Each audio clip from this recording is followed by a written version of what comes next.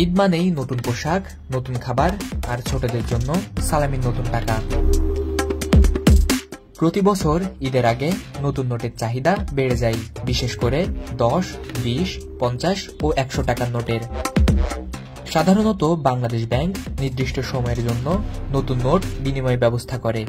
তবে এবার পবিত্র ঈদ উল ফিতর উপলক্ষে নতুন নোট ছাড়ার পরিকল্পনা থাকলেও শেষ মুহূর্তে তা স্থগিত করা হয়েছে। নতুন নোটের নকশায় বঙ্গবন্ধু শেখ মুজিবুর রহমানের ছবি থাকায় আপত্তির কারণে বাংলাদেশ ব্যাংক এই বিতরণ কার্যক্রম স্থগিত করে।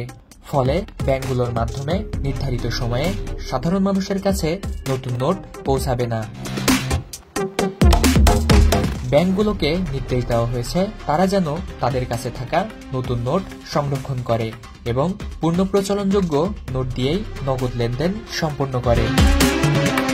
কিন্তু এত কড়াকড়ির পরেও গুলিস্তান ও মতিঝিলের অস্থায়ী দোকানগুলোতে নতুন টাকার বান্ডিল বিক্রি হচ্ছে চড়া দামে।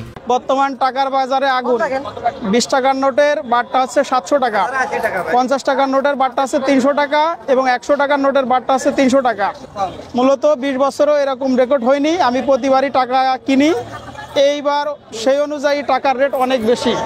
আমি 20 টাকার নোট কিনতে আসছিলাম, এখন 50 টাকার নোট কিনে যাচ্ছি। 50 টাকার নোটের বারটা দিচ্ছি 300 টাকা এবং 20 টাকার নোটে 700 টাকা বলে কিনিনি। যেখানে বাংলাদেশ ব্যাংক নতুন নোট ছাড়েনি, সেখানে এসব ব্যবসায়ীরা এত নতুন টাকা পাচ্ছে কোথায়? সাধারণ মানুষ যদি ব্যাংক থেকে নতুন টাকা না পায়, তবে এসব ব্যবসায়ীরা কিভাবে পাচ্ছে? মূলত ভাই এবার একটু টাকার দামটা একটু বেশি।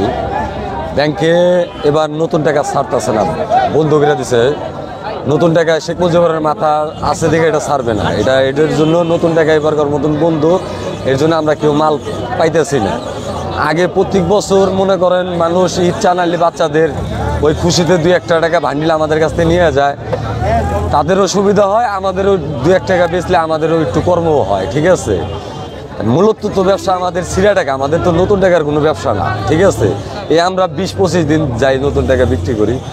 এখন মনে করেন 10, 20, 5 মার্কেটে নাইকে, আর যাওয়া আছে 50-100।